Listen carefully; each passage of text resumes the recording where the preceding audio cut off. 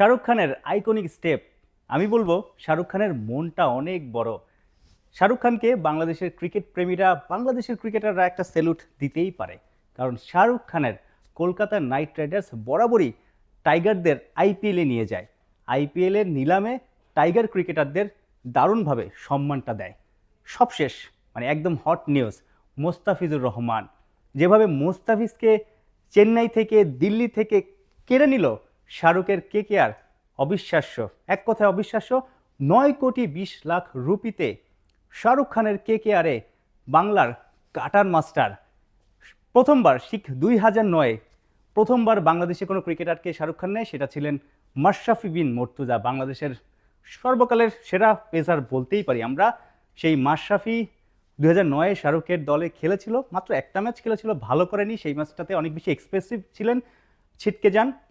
তারপর 2011-তে বাংলাদেশের সর্বকালের সেরা ক্রিকেটার বলাই যায় সাকিব আল হাসানকে। সেই সাকিব আল হাসানকে কলকাতার ফ্র্যাঞ্চাইজি প্রথমবার নেয়।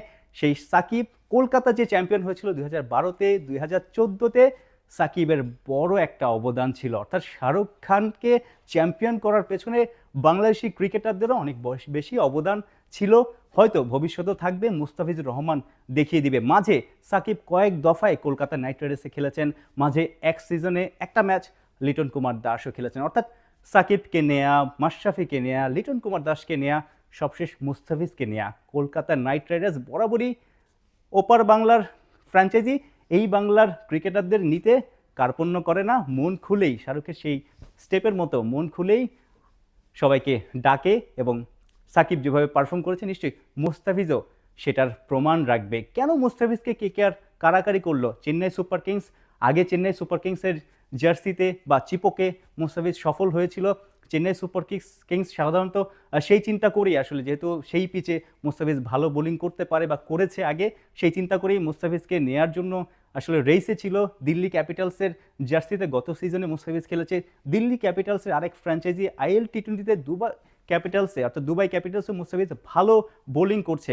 এই দুজনের কারাকারিতেই একদম ক্লাইম্যাক্সে বলা যায়, শেষ দিকে ফিনিশিং রোল যেটাকে বলি আমরা ক্রিকেটে, সেই জায়গাটাতে কেকেআর ঢুকেছে। দিল্লি ছিটকে গিয়েছে। চেন্নাইয়ের সঙ্গে যেই কলকাতার যেই মধুর লড়াই নিলামের টেবিলে, কারাকারি মুস্তাফিজকে নিয়ে একটা সময় গিয়ে চেন্নাই আসলে রেসে ছিটকে গেছে।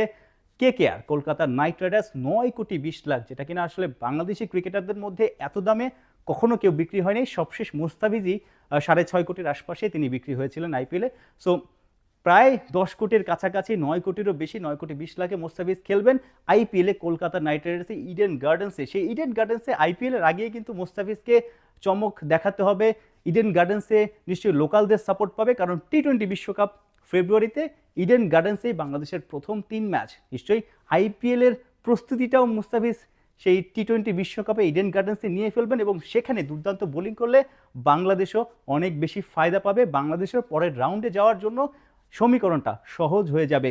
সবচেয়ে বড় নিউজ এখন এটাই, মুস্তাফিজুর রহমান বাংলাদেশের বড় ব্র্যান্ড। সাম্প্রতিক সময়ে ন্যাশনাল টিমে, বিভিন্ন ফ্র্যাঞ্চাইজি টুর্নামেন্টে যেভাবে তিনি বোলিং করছেন, সাম্প্রতিক সময়ে যেভাবে তিনি বোলিং ভ্যারিয়েশন বাড়াচ্ছেন এবং এক্সিকিউশনটা 22 গজে দুর্দান্ত করছেন, বিশেষ করে শেষ দিকে ডেথ বোলিংয়ে 16 থেকে 20তম ওভারের এই 4-5 ওভারের মধ্যে সবসময় আমরা দেখি 2-3 ওভার মুস্তাফিজ বোলিং করেন এবং ম্যাচে বড় পার্থক্য করে দেন, এবং তার যে ভ্যারিয়েশন দিন দিন বাড়ছে, তিনি যেন মাথাটা আরও দারুণভাবে ব্যবহার করে সফল হচ্ছেন, সেই চিন্তা করেই আসলে আইপিএলের ফ্র্যাঞ্চাইজিরা মুস্তাফিজকে দারুণ একটা সম্মান দিল। এখন মুস্তাফিজের রিটার্ন দেওয়ার পালা।